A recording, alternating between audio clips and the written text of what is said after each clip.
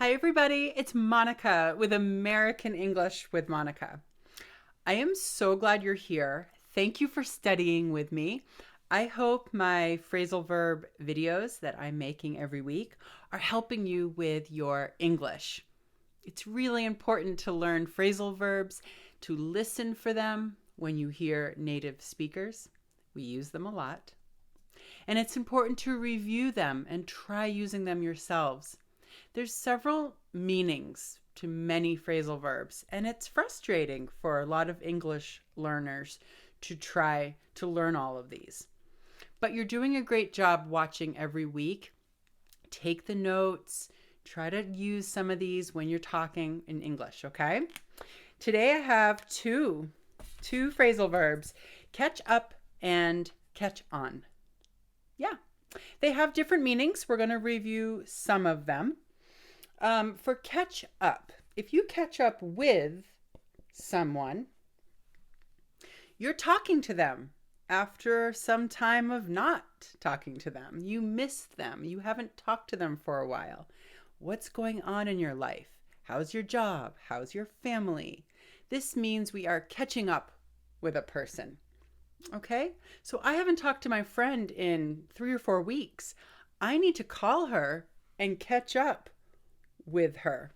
Okay? We can't separate it. I can't say catch her up with me. I'm going to catch up with her. So to talk after, to get up to date after some time has gone by. Okay? Another meaning we use catch up when we catch up to someone or catch up to something is when it is ahead of us. Something is in front of us and we need to move faster so that we catch up to it. Okay, if we were on a walk together and I stopped to tie my shoe or I stopped to take a picture, probably, and you or my friend kept walking, I would have to catch up to you because now you're ahead of me. So to reach a person that is in front of you, to reach someone ahead. This can also mean, it doesn't have to be a person. It can also mean a business. For example, our phones, right? A lot of people have phones these days. And the most popular company is Apple. Apple is a business, a company, and they make iPhones. Now, maybe another business someday will catch up to Apple and sell more phones than Apple.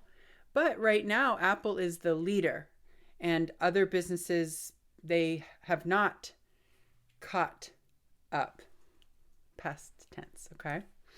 So to reach someone ahead or to try to match someone else in business, for example, we would say catch up. Okay? Another meaning is when you miss some tasks. I haven't cleaned my laundry in 3 days. I need to catch up on my laundry.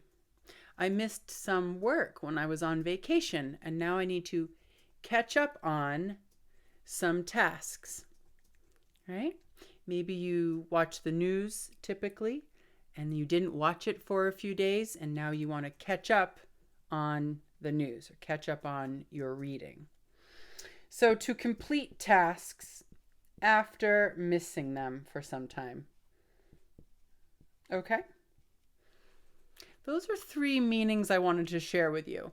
And it's important that you listen for these when you're in conversation or when you're at work and you're with English speakers, because we use phrasal verbs, including these 2, quite a bit. Let's talk about catch on. Catch on. This one meaning is to understand, finally. Maybe you didn't understand something at the beginning, and now you have caught on. Now you are catching on. You understand. Okay? When I was in school, I did not understand math at first. It was really hard for me. But finally, I caught on. Not really. I'm still pretty bad at math. But some people catch on to math quickly, and some people need more time to catch on.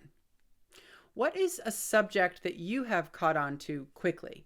Is there a subject you were good at in school? So to understand, okay, so your boss might say it might take you some time to catch on to this new software, but I want you to keep practicing. Okay?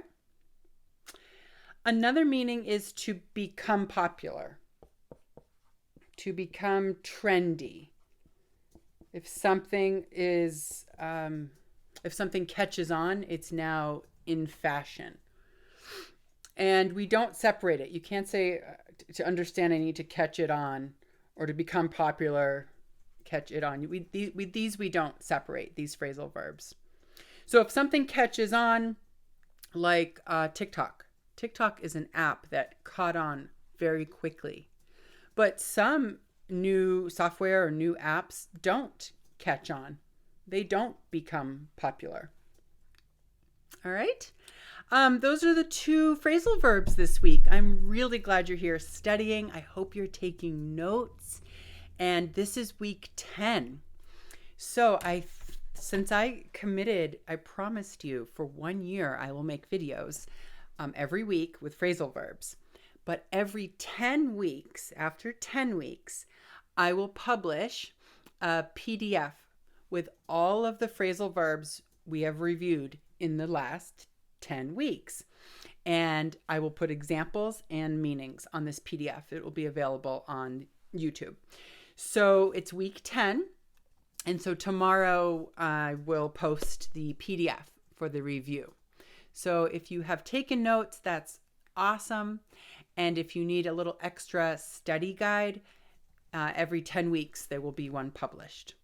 I just haven't made it yet. I'll make it today so it can be posted tomorrow. Okay, thank you so much for being here. I love studying with you, and I will see you next time. Bye.